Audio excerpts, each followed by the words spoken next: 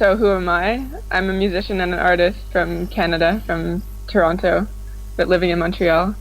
Um, I've been writing songs for over half my life. I have a hard time describing my process, although I like to try to talk about it sometimes. um, I create art in different mediums. I'm also a visual artist and a writer. So, how is that? That's good. That's good. Okay. Speaking about your process, I'm pretty interested to know how you started writing songs the way you did, because it's definitely one of the most unique styles I've come across in a very long time. Thank you. Well, actually, I, I'm pretty self-taught in terms of how I write songs. The first song that I ever showed to a teacher, he really objected to it. He said it ended on the wrong chord, and I didn't listen to him, and I kept writing. So, um, I basically have just learned from listening, and also I don't really make separations between poetry and songwriting. So, Yeah, I feel like that broadens what influences my writing, I guess. yeah, definitely, because there's certainly not traditional song structures a lot of the time. For sure, yeah. No. Now you're talking about poetry a little bit. Who are some of the poets that influence you?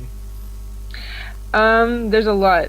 My last album, or not my last album, I have two last albums, but the last one I did with a band, it's called Secret Beasts, and the line came out of a poem by Theodore, I don't know how to pronounce his name, Theodore Risky.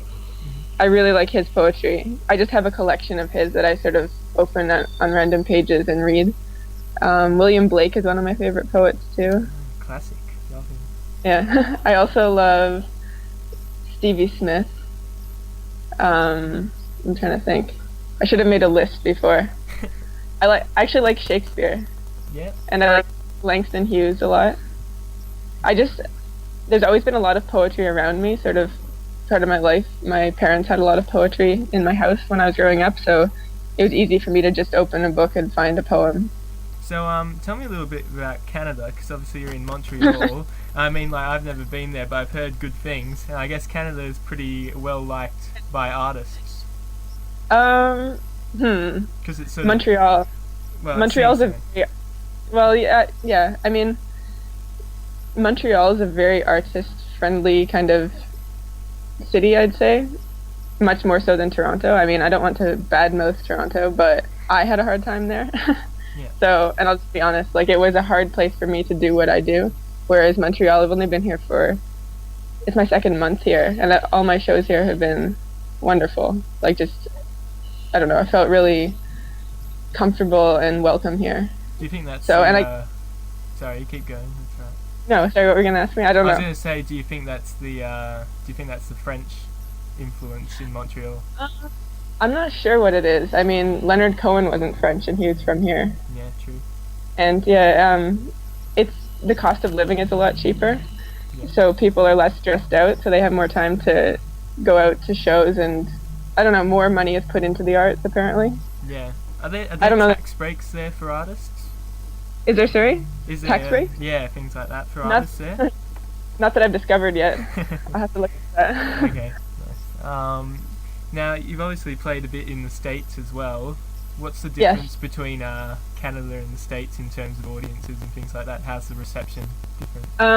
Well, the States was the first place that I really traveled outside of Toronto. Like I've played in the States more than I have played in Montreal actually. And I found that like being a stranger makes people more excited about what you're doing. Do you know what I mean? Yeah. Like being a Canadian was kind of exciting to some of the Americans, I guess. So it was a really positive experience. I never felt cool because I was a Canadian before, and I did. Yeah, I played in New York and Boston a bunch of times, but I've had a really great time in Massachusetts. Yeah, I got to play like a theater and a cinema there, which I never have gotten to play before. Which I did one show with Kenneth Anger films projected over me, Oh, nice. and that was really a magical kind of experience because I love Kenneth Anger. Yeah. Well, there's a lot of theatricality in your songs. I was talking to my friend the other day, and we were saying that even though they're quite dark, sort of lyrically, and certain people can find them a bit confronting, they're sort of similar in a way to sort of like Scott Walker's newer work, which has that sort of theatricality to it. Along For with sure. those, yeah. Is that Yeah, I something mean, conscious or? Well, I feel sort of like there's a big element of playfulness in what I do that sometimes people miss because of what you mentioned first, like the confrontational or intense sounding subject matter. But sometimes I'm having a really good time and I'm kind of, it's like I'm using all these colors and I'm creating a scene. It's a story. Do you know what I mean? Yeah, It's not like a confession or something. yeah. And yeah, I mean, I love Scott Walker. Uh, My oh, music oh, isn't as theatrical as his yet.